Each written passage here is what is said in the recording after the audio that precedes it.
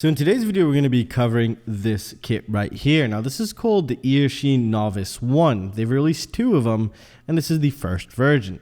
Now, what you get here, or what they're aiming to do here, is to help you get started with everything you need for under basically 200 bucks. This is going for around 150, and expect some coupons down below if I'm able to get my hands on a couple for you guys. Now, I'm going to cover every single thing you will need to know about this. What are the cons? What are the pros? How good is this quadcopter? And what is the overall experience you're going to be getting with this? And also if this kit is actually useful. So let's get started.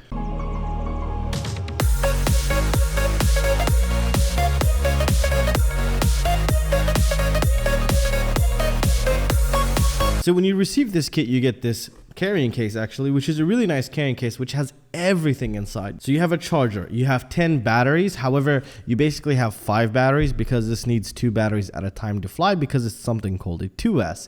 So basically we have 5 batteries here. We have a good charger that could charge 6 batteries at a time. However, you will need to provide this power, whether with an Xt60 from a LiPo battery, or some kind of a 12-volt adapter that you can find for any kind of, you could probably find these all over your house for something. Just find a 12-volt one that'll fit here, and you're going to be good to go into charging.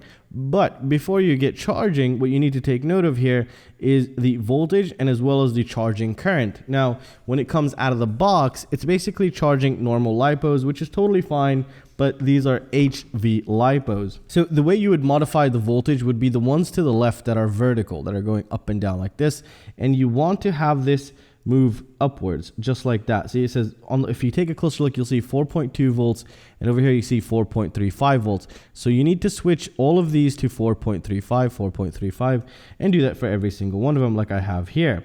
Next is the charging current. Now, it's highly recommended you keep it at 0.2 of an amp, which is to the left side if you're carrying it the same way I'm carrying it here.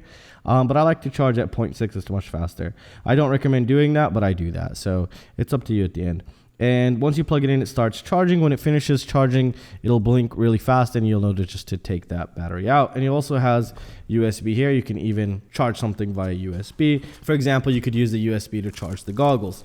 Now, unfortunately, these goggles, I've heard they're good, but unfortunately for me, it's very blurry and it gives me a headache. So I am unable to use these. So I was using a Fat Shark. But for some people it'll work, and this goes for every single goggle, and for others it might not. Now, this is a pretty decent entry level goggle, super entry level goggle here. It'll get you going. Hopefully you get a good image out of it with this lens. Maybe if it's getting if it's too blurry, then you might want to remove the lens, see if that'll help somewhat. But for me, overall, personally, I wasn't really able to use these because it was just so blurry all the time, but that's just because of my eyes and the way they are. But overall, this is a really good starter kit, but don't expect much range, don't expect much penetration, just expect a nice flying experience in a confined area or in outdoor open area. You should be totally fine. I took it to an abandoned building, and it was performing pretty good, but I couldn't keep flying on this. It was very difficult for me because of the blurriness, but it is a possibility, and you do need to take that into consideration. Now, the controller here. The controller is pretty interesting. This is a rebranded hobby something. I forgot what it's called. Hobby Porter controller here, and it has this little extension which you're not going to need unless you have a super tiny screen that'll fit here. However, if you are thinking of getting the Eachine one here, it actually does not fit here. It barely almost fits here. Would have been really cool if you can do that, but it does not. So this is kind of useless unless you have something that'll fit in here, which you really don't need. Now, the controller is okay. It could have been super awesome, but for this one little annoying thing. Now, to boot this up, what you're going to need to do is hold this button, wait for it. If it's beeping too much, then make sure your throttle is all the way down. That's very important.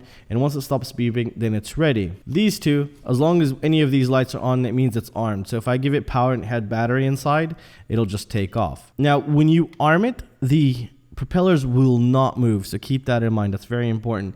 And once you give it throttle, they'll move and they'll start flying. Now, like this, with these 2 LEDs off, you're basically in acro mode.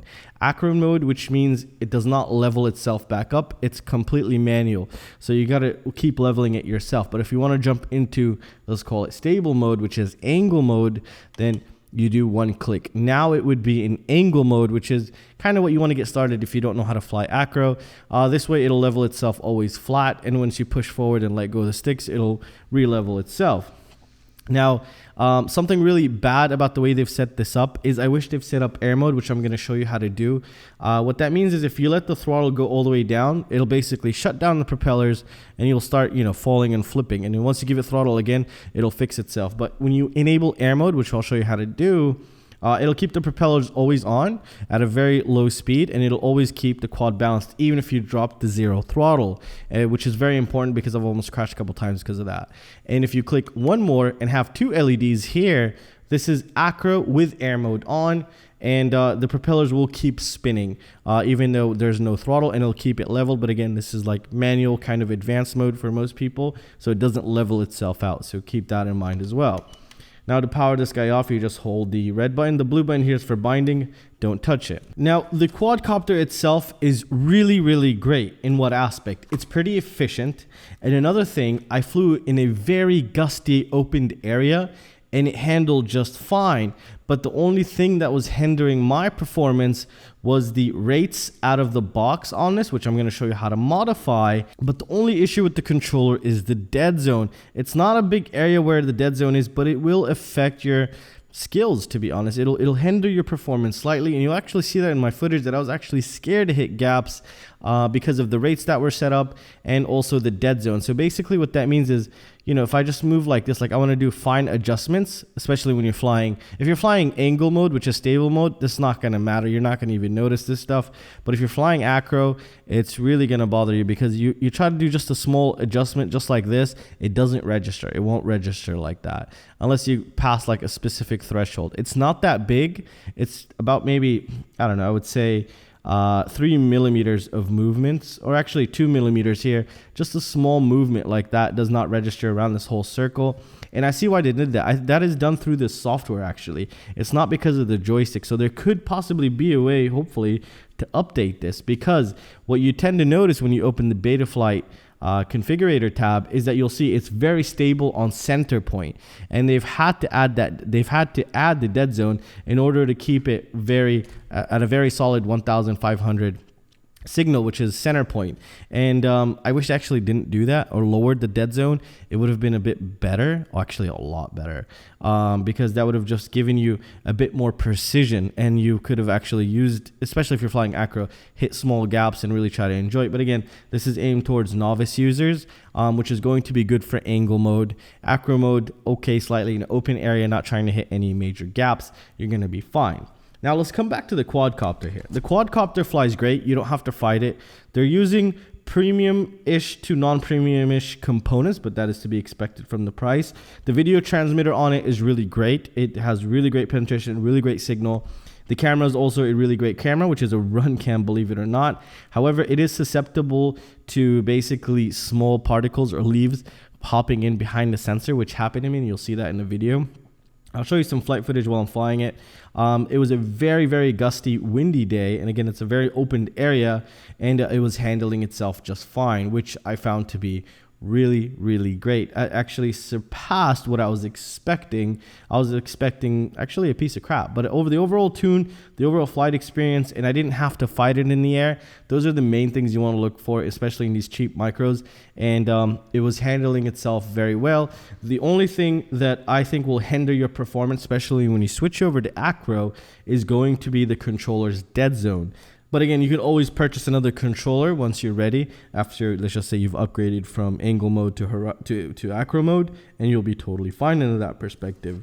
And what's really cool is they basically provide you with everything you need except the main charger to give power to this charger right here. But everything else is included, even just some cheap dipolar antennas here. For this, they even give you those, and extra propellers, and even some documentation. Now, let's go ahead and cover what are some of the modifications you should definitely do in Betaflight before you actually get going and flying, because what could happen, especially if you're new, if you're flying over your house and you kind of got nervous and put the throttle down, if air mode wasn't on and you're in angle mode, which is stable mode, the quadcopter is going to fall out of the sky unless you give it power. And let's just say by the time you gave it power, it was next to a tree, and when it recovered, it just bumped into the tree, and now it's stuck in a tree. So I highly recommend you do these Betaflight modifications, which I'm about to show you right now. So before I show you what to do on the PC, first of all, you have to plug in the micro USB to your computer and obviously have Betaflight downloaded in order for us to do these modifications. It's two simple ones, so let's go ahead and do those. All right, so once you have Betaflight opened and you have the quadcopter connected via USB, the first thing you want to do is you want to go ahead and find connect. Now make sure you're on the correct COM port, which is COM15 on mine. Yours might be different. So once we connect, we see we are inside the quadcopter, and you want to go down to the configuration first and scroll all the way down and find air mode, and you want to click air mode and go ahead and save and reboot. Now that is very important, because if you're flying into angle mode, which is stable mode, then your quadcopter doesn't fall out of the sky if you give it 0 throttle, which sometimes you're going to get into the habit of doing that. And that's it's a really good thing to have air mode on here. And the next thing you want to do is you want to go to the PID tuning section. You want to go to the super rate and set these to 0.30, 0.30, 0.30.